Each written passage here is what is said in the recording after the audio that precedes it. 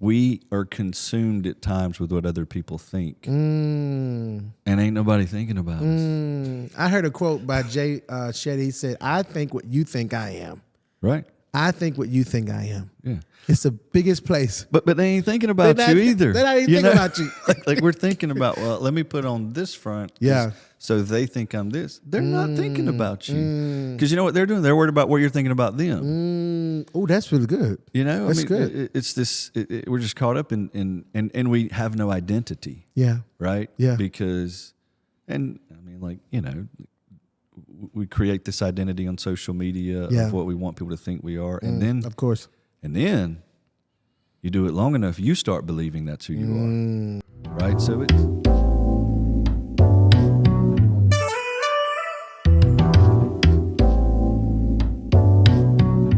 Hello, my friends, and welcome to a conversation with Matthew.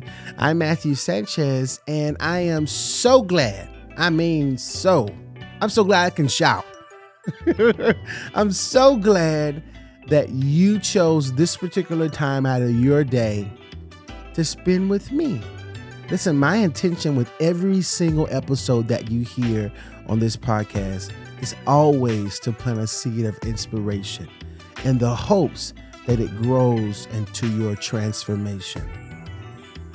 I'm all about self-development, and I'm all about encouraging people. So if you like what you've heard and you like the movement, share it. Because like Dr. Maya Angelou says, when you learn, you teach. When you get, you give. Thank you so much. Brought to you by MSW Productions. Thank you for saying yes to being on the podcast. I've been waiting, man. Like, You've been waiting? I thought I would have been like one of the first 50 or so. That's what Pastor Kyle said. Pastor Kyle said the same thing. He said, thank you for the invitation after 30 people. Yeah, like, I don't know. So I got to step my game up to move higher up there. No, I think, well, let me tell you, I was just, this is such a God thing. I have no control over it. So when I have a lot of people that I want on the podcast, but I'm really just waiting for God to create the opportunity or create the experience. You know what I mean? Yeah. But I mean, you're that guy for me. Yeah, I didn't take it personal. I know. I hope not. You are that guy for me. Like when I think of somebody that I watch from afar, I know we don't talk every day, but just seeing you every Sunday and your embrace, it just means so much to me. I am such a watcher. Like I may not always keep in contact with people, but I watch them. Yeah. And watching you operate and how you operate in this world, let me tell you something. It means so much to me, and it gives me so much. It gives me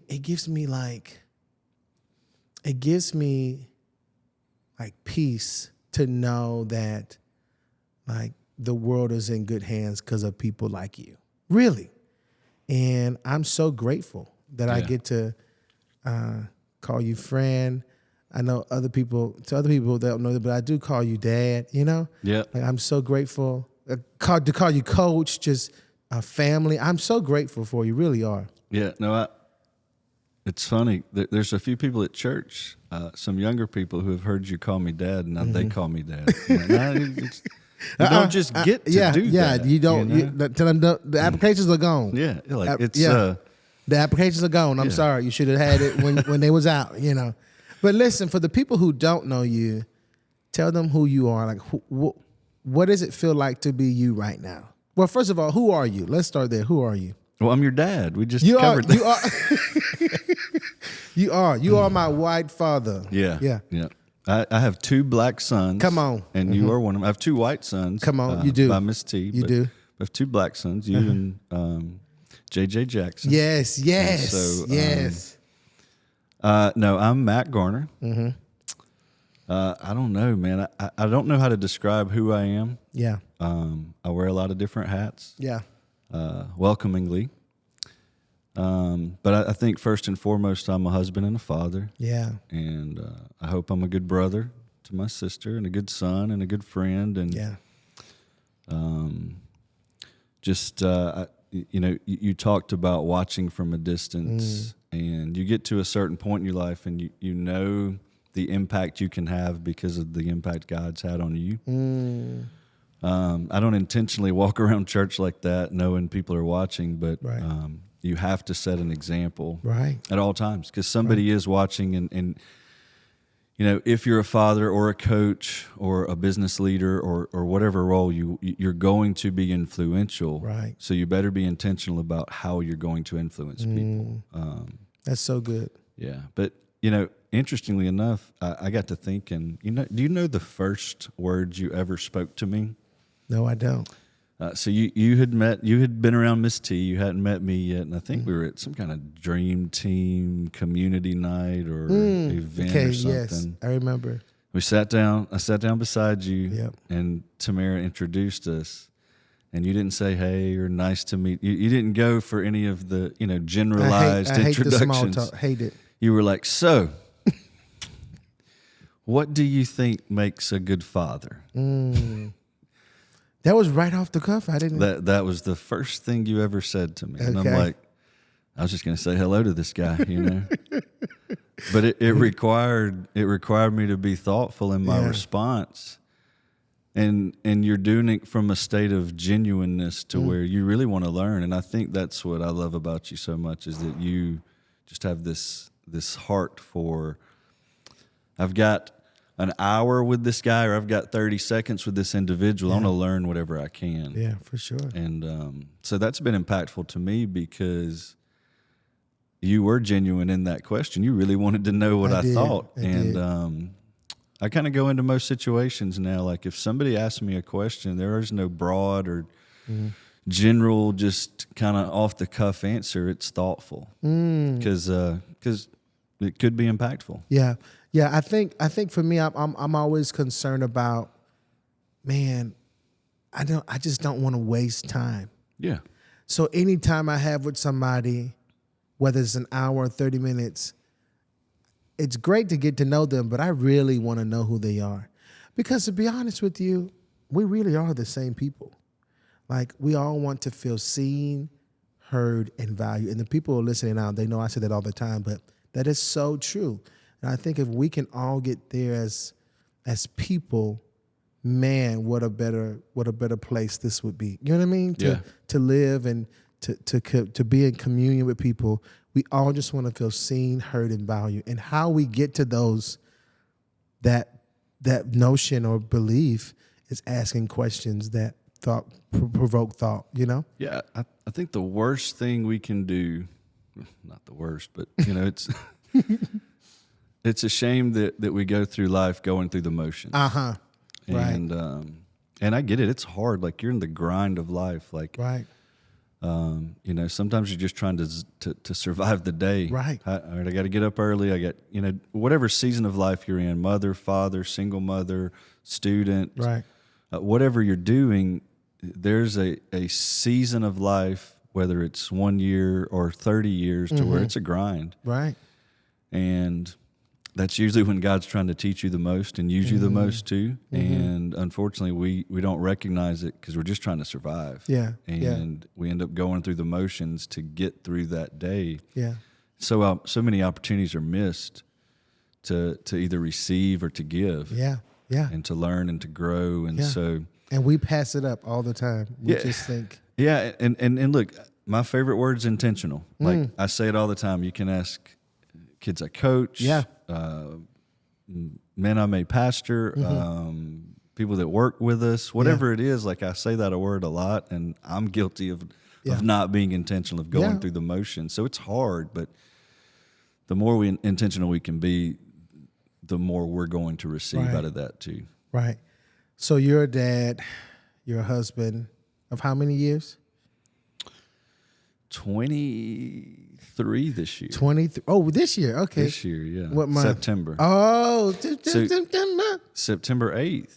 Really? My birthday is my anniversary. Really? I have a friend. Her birthday is in September. I think it's September the 7th, actually. Wow, that's crazy. Okay. I haven't forgotten an anniversary yet. Come on, because you shouldn't. You no. shouldn't. You shouldn't. Mama didn't raise no fool, man. Look. Okay, so you're a dad, you're a husband, 28 years. 23. 23. Yeah. Yeah, because this year will be 23, right? Yep. You are a coach. You're a business owner. That's a lot of hats. Yeah. What does it feel like to be you right now in this space that you're in? It's fun. I don't like being in the fitness industry. What do you think is the number one reason people talk about not being able to exercise? Time. Yeah, I don't have enough time. I'm too busy. Mm-hmm. That don't fly with me. Mm-hmm. Okay. Okay. I've got a lot going on. Yeah. But because the things that I'm doing, I've been called to do for this season of my life, God gives me enough time, right? Like, that's really good. Sometimes I don't know how. Like some days I think He slips in a 25th, 26th hour in a day so I can get things done. But I always have enough time. So being busy, it doesn't feel that busy just because I love all of the things I get to do right now. And at the season of life where my oldest son's graduating and going to get ready to go off to college and be out of the home. Like that's a big transition for us. We're transitioning our business and growing it and expanding it. Yeah. We've got some other business opportunities that take up some time. And then the last 5 years I've been a coach. And the last 3 years coaching 3 sports, starting the season with football, then transitioning right into basketball. And now we're in the baseball grind. And so all of that's demanding from a time standpoint, but it's just so fortunate. Like, don't get me wrong. There are times I was like, man, what if I just had one job? I think I could be really good at one job. Because there is, because we're human and I struggle with self-doubt a lot. That's probably the biggest challenge I have is, am I good enough to be doing these things? Join the club, yeah. And, I feel like I'm okay at all the things I do. Yeah. But if I was doing one of these, man, I think I'd be a really good basketball coach if that's all I was, right? Yeah. But no, it's fun. None of it really feels like work. And I'm just thankful that God's placed me in each of these situations I'm in because man, I just get so much out of it. And He keeps placing just people and opportunities around me to be impactful and not only learn from people, but hopefully to have an impact on them in a positive way too. What you have. So I'm assuming all these titles that you wear, you've had to have learned something. What's the biggest takeaway? Or what's the one thing that doing all of these things, wearing all these hats has taught you as a man, as a husband, as a coach, as a business owner? What has all this taught you in so many words that you didn't expect it to teach you? I think I've learned, there's a reason that the saying is patience is a virtue. It's taught me patience. Mm-hmm. In a time where you feel like you don't have time to be patient, I've really learned, like, my seasons are long. Like, you get to a certain point, you start recognizing, well, I'm going through a season right now, right? Whether it's a challenging season or whatever. And I've learned that mine are years, like 2, 3, 4 years long. And I can go back and kind of chop up my years when I look back, and like, that's how long my seasons last. So I've learned that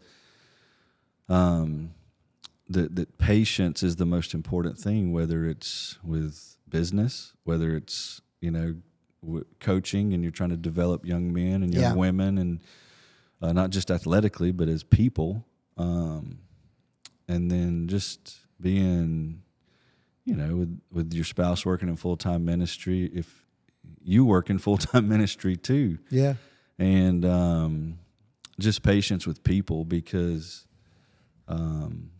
I get the opportunity to spend time with people and talk to them and try to help them, whether it's through a freedom group or another small group, or just coffee, lunch, or other opportunities that are placed in front of me. And sometimes you just want to shake them and be like, what are you not getting here? Like you just like, Some of it is just simple stuff like, yeah, I changing. my life right now, the standard by I live by is I want everybody to experience Jesus the same way I have. Doesn't matter if that's in coaching or ministry or business or whatever. And that's really the standard that I live by. And, sometimes you get frustrated in those things. You get frustrated because a kid won't give his best effort at practice. You get frustrated because your business might not be performing where you thought it would be for that particular month. You get frustrated because you see the potential in somebody that they don't see in themselves, right? But, that's the biggest one for me. So I think I've just learned that patience is key in all of these things, right? Like you got to be. God's taught me a lot about patience, coaching kids from the 6th grade through seniors in high school. Like you got to be patient with them, right? They're kids. They're developing. They're learning. You got to be patient in business because that's just it's a grind, and especially if you're growing it. Like there's a lot. We bought this particular business through. Yeah, we're standing in right now. People don't. Yeah, we're sitting in it. 3 years ago. I'm even wearing y'all sweater. Look at that. Praise the Lord. And you make it look good. Come on. It was made Brand for me. ambassador. It was made for me. And my draw to the business was to franchise it, right? I've got a background in franchising. Concept's great. Let's grow it. And 3 years later, we're just now starting that process, right? To expand. So patience is the one thing that if I had to sum all of that up, I've just learned to be patient, but patience too lets you rest. Patience is it's the hardest thing to learn, but the thing that you need the most. Yeah. And in any situation, it's the hardest thing to grab, especially for somebody like me who wants to know everything. I want to know every outcome. Like, Lord, tell me now, Lord. I don't want to wait. But it's the most important because it develops a faith in me that God's going to do it. You know what I mean?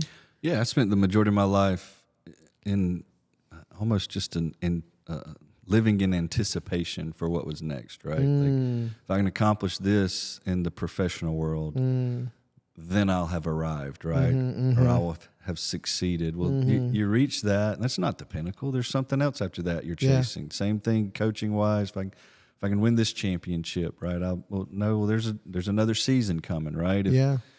And so I've really learned that patience allows you to not only just it allows you to rest in the season you're in and enjoy the moments, right? Because look, that's what life is. I tell everybody, we all love Friday and Saturday. Come on, because it's the best day, right? Yeah. But there's a bunch of other days before Friday, right? Yes. And so that's the majority of your life. You better learn to enjoy Monday through Thursday because that's where you're spending all your time. So, you have to be able to rest and have patience and knowing that you're on the right path, that God's drawn you somewhere, right, for a reason. Yeah. And you got to rest in that faith and knowing that if you're patient, you continue to pursue Him and what He's trying to accomplish through you, God, you can really enjoy Monday through Thursday. I'm telling you. Here's a good question. What's one thing you thought you would never make it out of?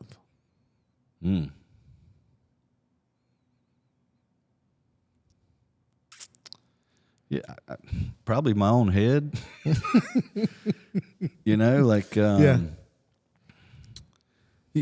The circumstances of the world can beat you up, right? And those can come from any number of things, right? They can be circumstances you're born into, right? They can be circumstances of your own doing, right? Mistakes you've made, trauma that you've experienced from things that have been done to you.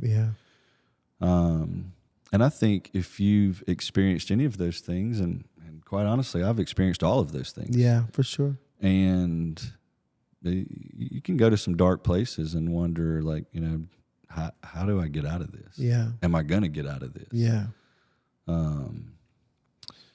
So, those things can get stuck in your head, whether it's things you go through as a child or as an adult, you screw up. Yeah.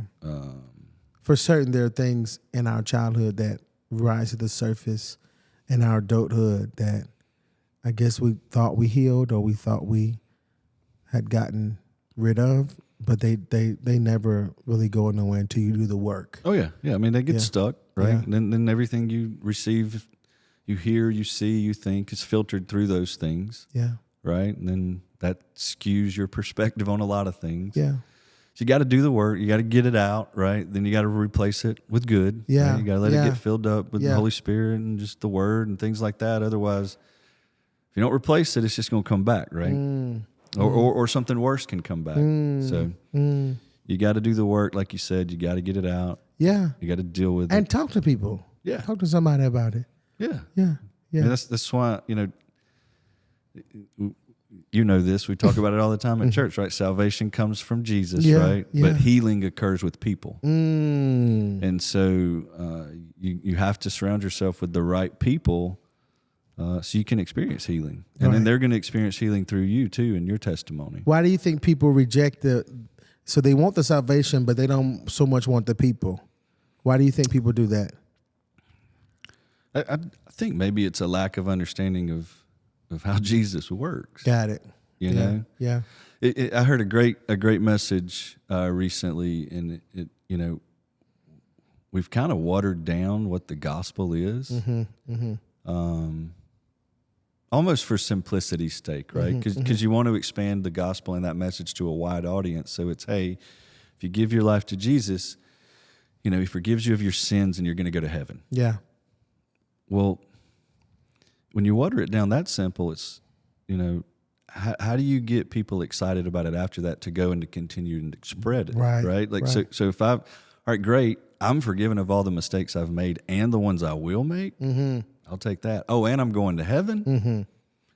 Well, then there's sanctification, right?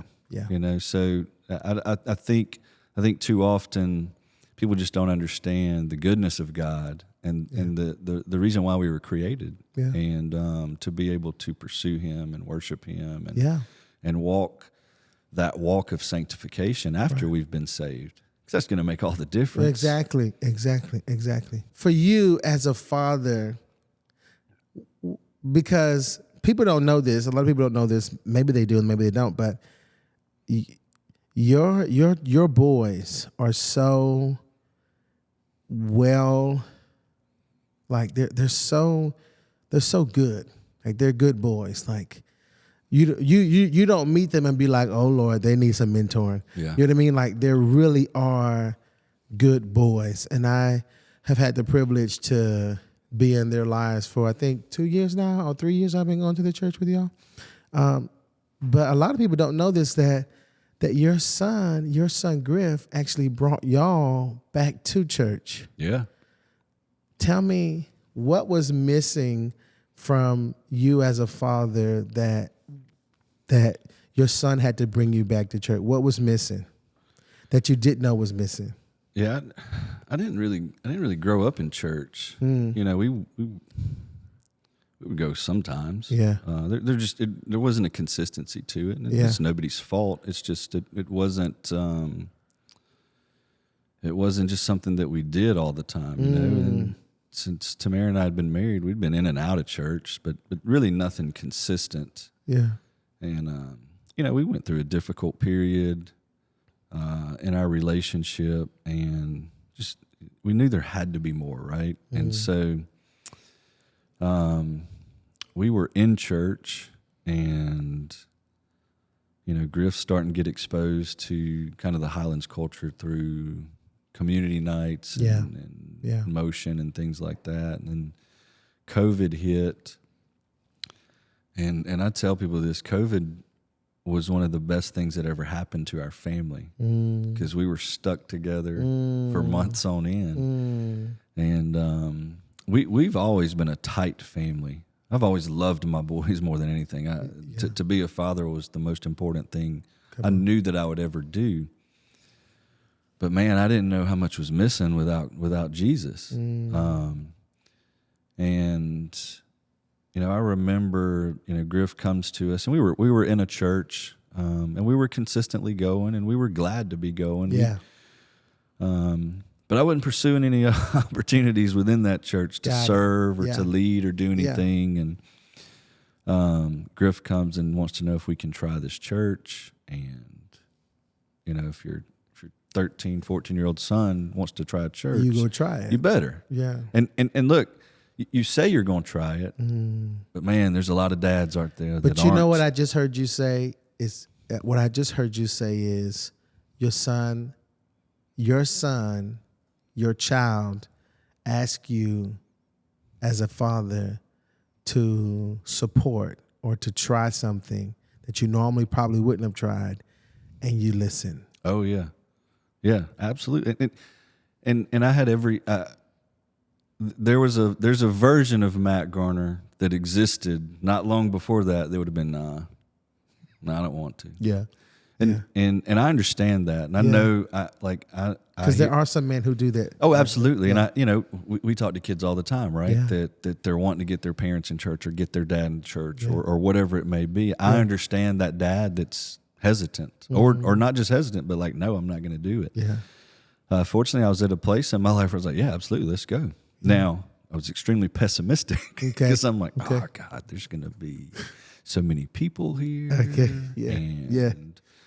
all these lights and, Yeah. and what? And the smoke and everything. I yeah. gotta watch a message on the a screen. TV? Like and That's so the number one thing everybody always says. yeah, I know. And so I walked in that place, arms crossed, probably had a frown on. Okay, come on. Yeah, and I walked out of that place and I told Because that's a real place. it is. Like I walked out of that place and I told Tamara, I said, This is the first time I feel like I've belonged anywhere. Not just a church. This is the first place I feel like I truly belong. And so like, the fact that, God was working on me already. Wow. And it softened me up to be able to be receptive in that moment when Griff's like, can we try this? Yeah. If you could just get to a place of trying this. I'm trying to speak to that dad who's listening. Like, Yeah. if you could just get to a place of let's do it. Well, look, these lives are not our own, right? Yeah. We've been bought with a price. Yeah. And so at some point you surrender and you understand it's not about you. Yeah. Well, But to why me, don't they surrender? What is the problem with men that have this I don't need it mentality? I think you have to be really careful when you're talking about this because you don't want to just have a blanket statement. Yeah. Right? Because I've just spent a lot of time with men and it can be any number of things, Yeah, right? yeah. It could be that childhood trauma Yeah. that you've never dealt with. It could be the affair you had that you haven't, you still feel guilt and shame about. Yeah. It could be pride. Yeah. Well, look, I'm the man, right? I make the decisions. I'm the protector of this family, the provider, all these things. And so, like, it could be any number of things that's preventing them from doing it. But at the end of the day, like, to me, the easiest thing when you can start thinking about this, it's not about me, right? Yeah. Well, the next place you can go should be to your children, right? It's about them. Got it. Yeah. Well, what's best for them? Yeah. Well, Jesus is, right? Yeah, for sure. So I think it's difficult for so many men. So many men are just struggling, and they don't know it. You've heard me say this a lot of times, right? Like the problem with being lost is you don't know you're lost. Yeah. The places I've been, the mistakes I've made. I'm walking down that highway. There's not a bunch of signs that are saying wrong way. Yeah. Yeah. And generally, you're surrounded by people who aren't trying to point you in a different direction, right? Yeah. They may not be willingly walking with you or dragging you along, but they're also not holding you accountable to what you're doing or saying or how you're behaving. And so it could be so many things for that man. What do you say? What do you say to a man who's battling with all these things? What words can you give him? Because that's a real thing. Yeah. It's a real situation. And what I know for sure about men is that, man, we're good. Some of us are really good at hiding our emotions and how we deal with things. And we wear a mask all the time. Yeah, it's not funny, but it's funny to see how many people, like, we are consumed at times with what other people think, and ain't nobody thinking about us. I heard a quote by Jay Shetty. He said, "I think what you think I am. Right? I think what you think I am." Yeah. It's the biggest place. But they ain't thinking about you either. They're not even thinking about you. like we're thinking about, well, let me put on this front. Yeah. So they think I'm this. They're not thinking about you. Because you know what they're doing? They're worried about what you're thinking about them. Oh, that's really good. You know? That's good. It's this, we're just caught up in we have no identity. Yeah. Right? Yeah. Because, and I mean, like, you know, we create this identity on social media Yeah. of what we want people to think we are. And then, Of course. and then you do it long enough, you start believing that's who you are. Right? So it's really a place of it's a place of surrender. Like just I think for men, like what I can do is I can tell my story, right? Like it's my testimony. yeah. And that was the biggest challenge for me, was, you know, getting asked to step into these leadership roles within our church. I can't do that. Like I'm not prepared for that. I don't know enough scripture, or I don't know enough, you know, well, no, I've got a story. Yeah. That's the gospel, right? It's like sharing your story. You don't have to be able to quote, you know, Acts 2:6. Right. On People a just whim, want you. right? They just you want have you. to share your story. Yeah. you They know? just want you. And I think for me, that's allowed me to be comfortable and make other men comfortable with me, is just being vulnerable, right? Yeah. And talking about, you know, here's all the good about me, right? And here's all the bad. But it's the bad. It's the bad about you that makes me want to listen to you. It makes me tune into you, because nobody cares about your accomplishments and what you've done. What they want to know is, can they see themselves in you? Yeah. And I think anybody who's listening who wants to be a coach, or anything, like anybody who's just wants to lead people in any way, man, once you get to a place of I don't listen, I'm not ashamed to tell you who I am. That's when you really can be effective. Yeah. Well, there aren't a lot of men that can sit across from me and be like, hey man, look, you don't understand. This is what I've been through. Right. And I'll be like, right. yeah, me too. Right. Well, no, I did this. Oh, yeah. Right. Me too. And that's what we need to be. That's what we need to be. So you spoke about first of all, you spoke about that your biggest problem is you get in your head so much, and you're like, how do you deal with that? How do you like handle you getting in your head so much? Yeah. I mean, it's easy, right? Yeah. Because we're human, like self-doubt. Like there are times I sit around and I'm like, all right, I got to sit down with Matthew Sanchez today and do this podcast. Like I'm not qualified for that. I've got, you know, you have opportunities business-wise, and you get to sit down with people who want to help your business and expand it and grow. And it's like I can do this one. Can I do 20 of these? Can I do 100? Like, and you know, it's like, hey, you know, can I coach these kids? Where does that come from? Why does that happen to you? Why do you replay these thoughts that I'm not good enough in your mind? Yeah, I don't know. I think growing up, I was one of those kids. I was a pretty good athlete. I just didn't try very hard all the time, you know. And so, I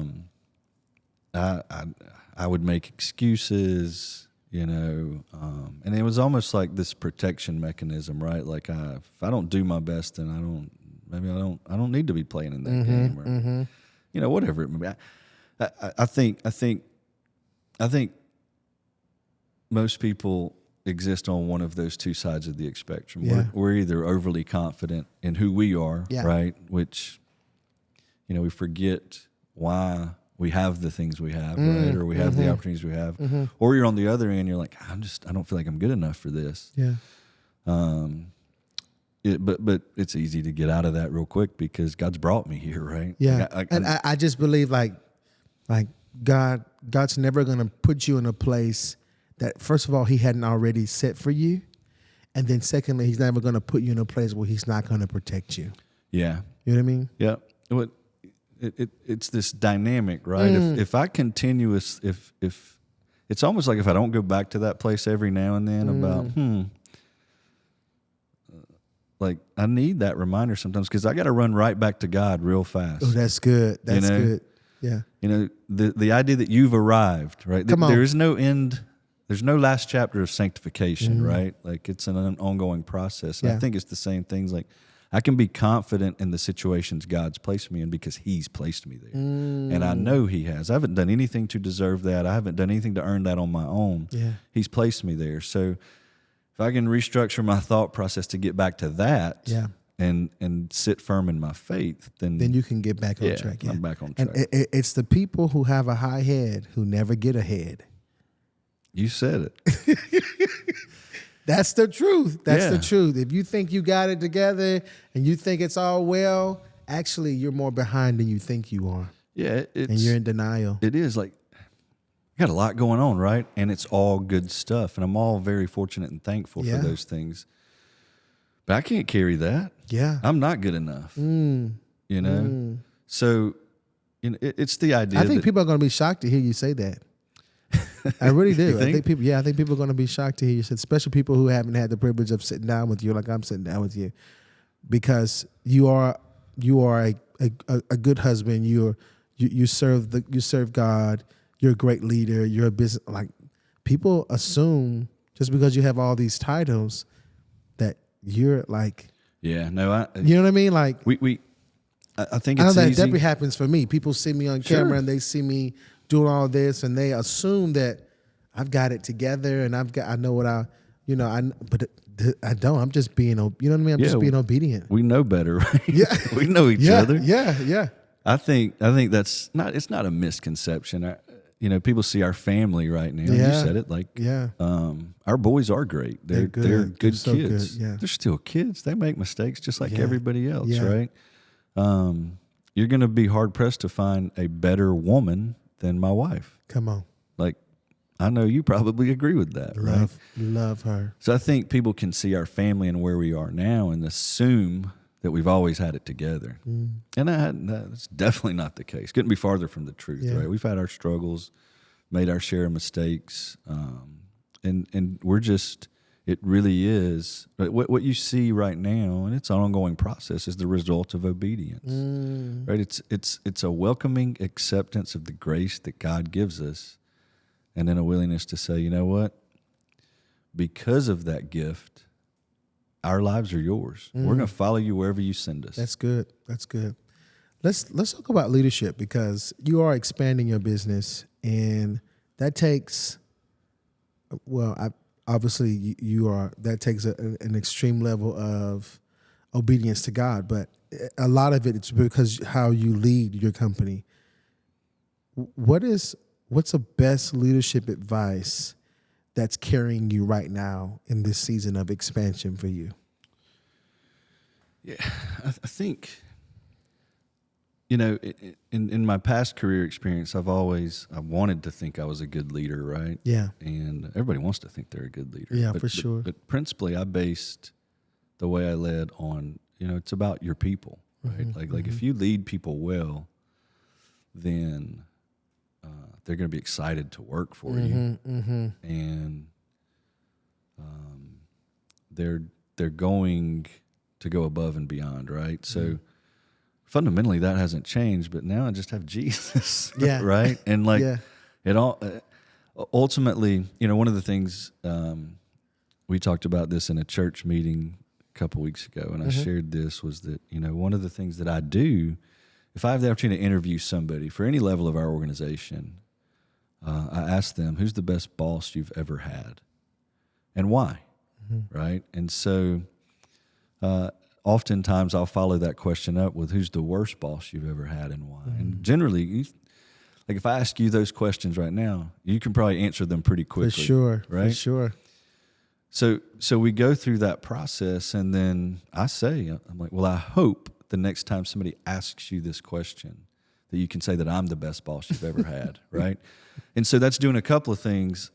It's holding me accountable from jump, right?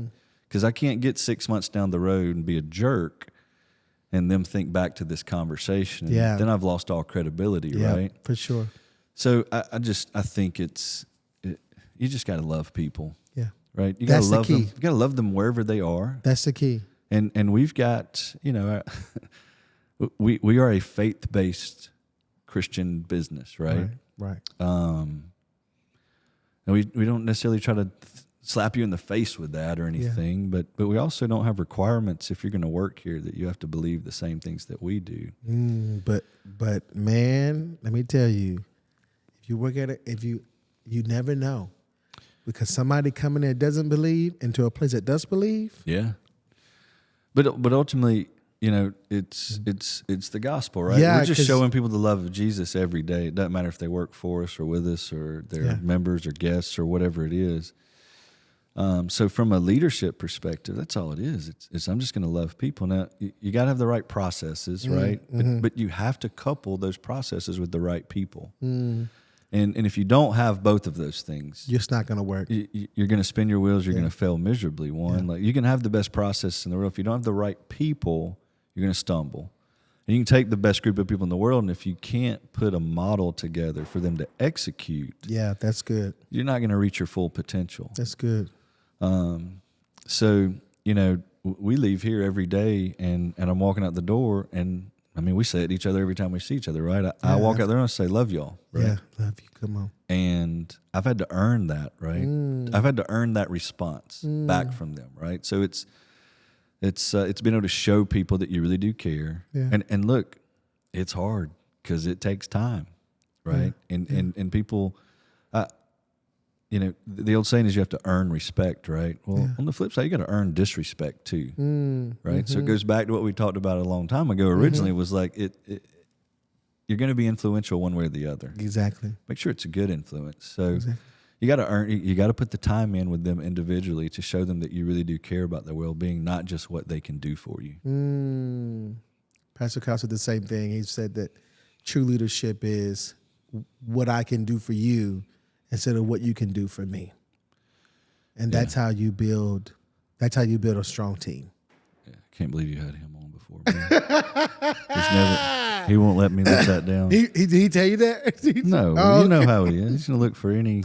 He is one of a kind. He is one. He's the only white man I know wears J's. Jordans. You should have come to my basketball See, games. I should have came. Wearing I should have J's on the came. sideline, man. Let me tell you something. Let me tell you something. Okay, now look, this is a side note. People don't know this, but I got a chance to speak at Glenwood, and you introduced me. Now look, you tell me if this is true or not. Okay, when I was done speaking, I'm looking at you to get your response, just to see it, because I'm trying to see what did he think it was good. Did he think it was good, right? Now I'm going to tie this into what you said to me after the next day at church, but were you crying? Because I thought I saw a little tear in your eye. Was that true? What response would make you feel best right now? Yes, I was crying, or no?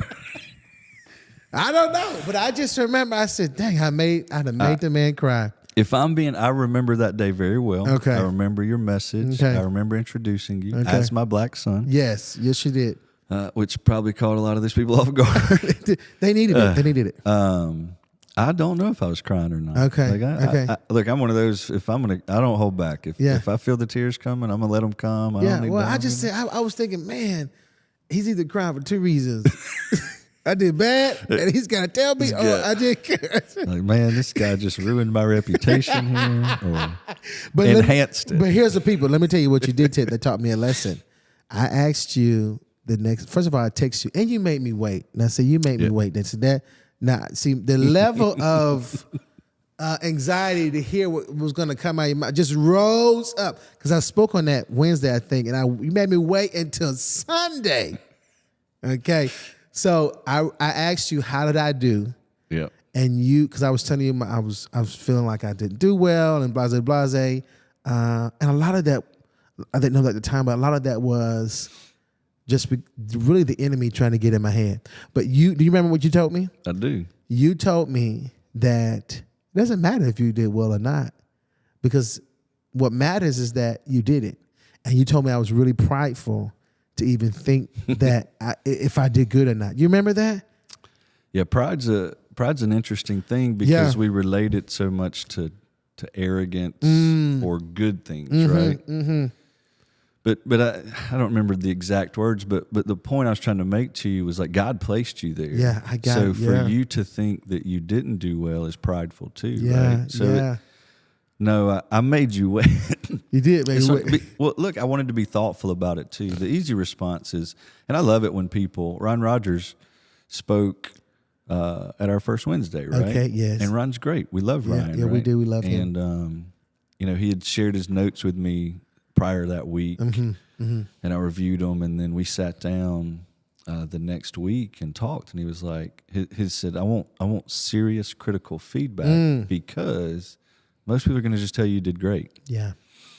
And Ron's Army guy. Come on. And he's like 1 to 100. How was it? And I'm He's like, structure all the way. 1 to 100. Yeah. Like, yeah. I don't like. Yeah. That's too many numbers. Right? But I always want to be thoughtful in that feedback because if I had just text you back, say, man, I'm so proud of you. You did great. I love you. Like would that have served as well the purpose of being really thoughtful about it and tried to give you some good feedback? Because I would want the same thing, right? For sure. Now that doesn't mean like if you, when we finish this, like it's okay to tell me I did great. Like, you don't have to give me critical feedback. No, man, I think you did great that day, and that was fun for me. Just you started this by talking about watching me. Well, I watch you too. I watch people, and I've seen how much you've grown. Yeah. I was super proud when you put on the Hugs conference, right? Oh yes. And I was just, when we got past it, I was like, what's he going to do next?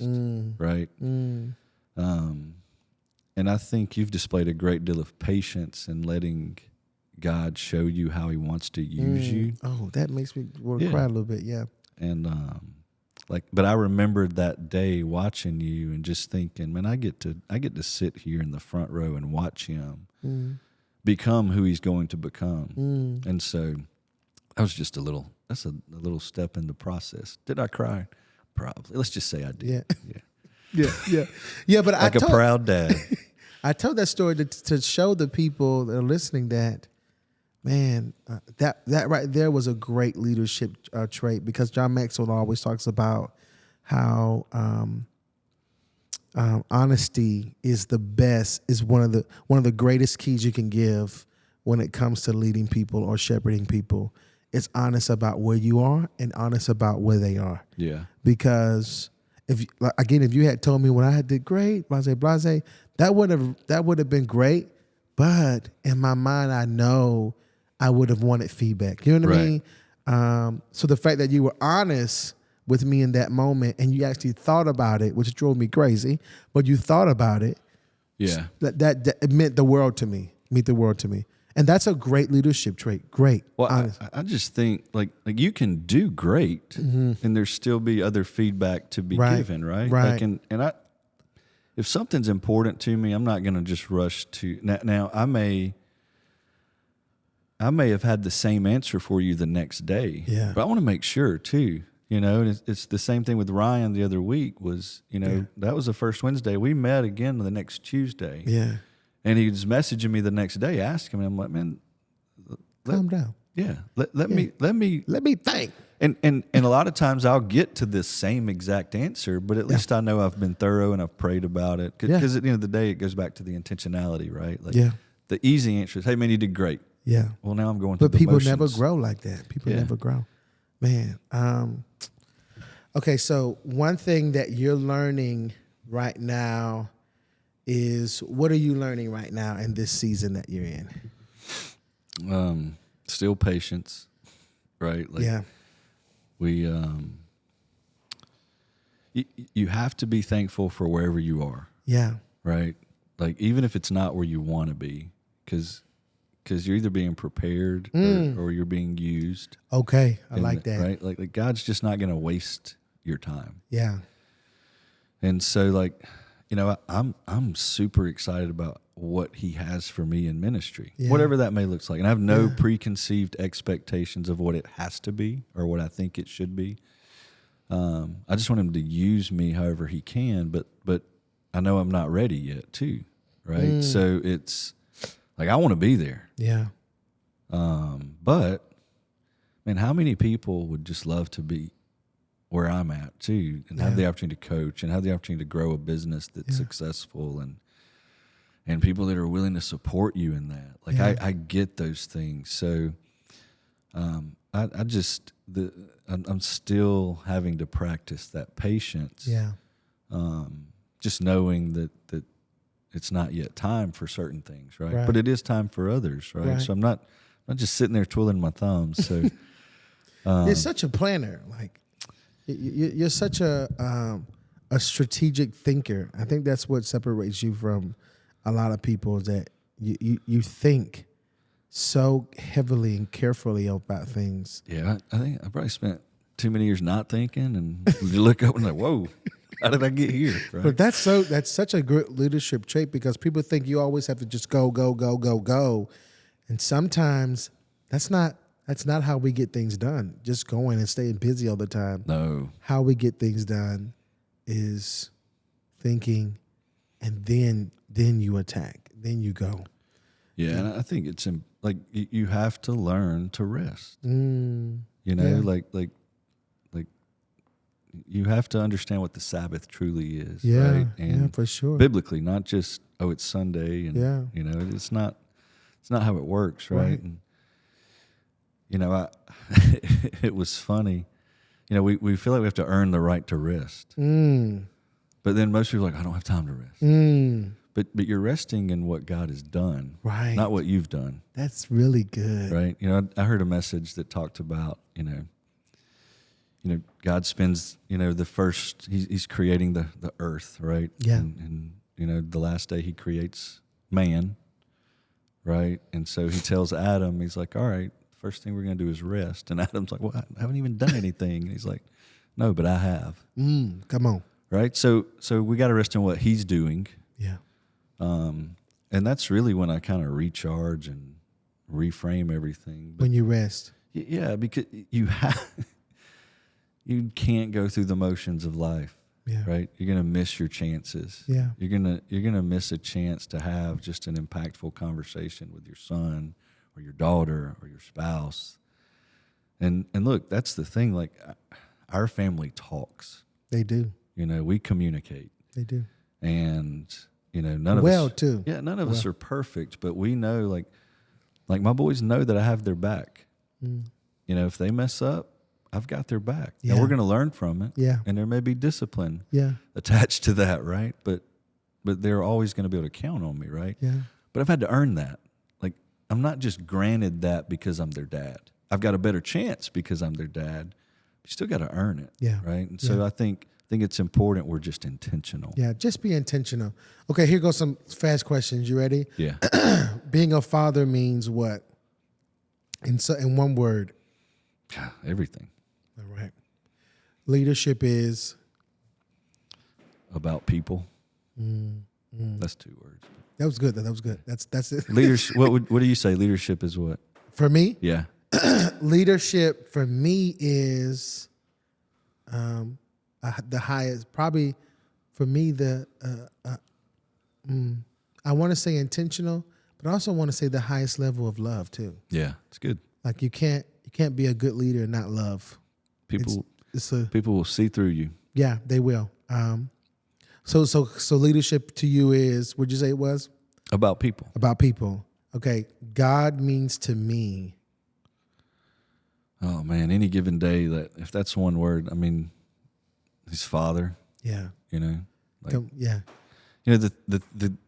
I heard somebody say, like, God, he loves me. Yeah. Come on. He loves that I struggle sometimes. He loves that I have self-doubt. Yeah. Because I need him. Yeah. He loves my imperfection. So I just, I'm really sitting in that lately. Just that, God, it's hard to fathom how much he loves us. Yeah. But if you start getting there with it, Come on. it changes your life. Come on. You know what? Last question. What do you know for sure about anything, about life, about just anything? What do you know for sure? I know that you had Kyle Jackson do this before me.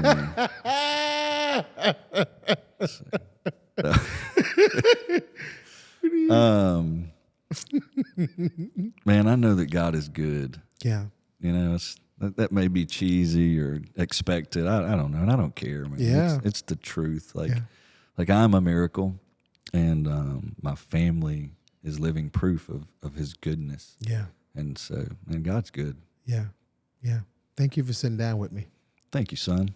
This is great. Yeah, I love you so much. Love Proud you of too. you. Thank you, Dad. Thank you.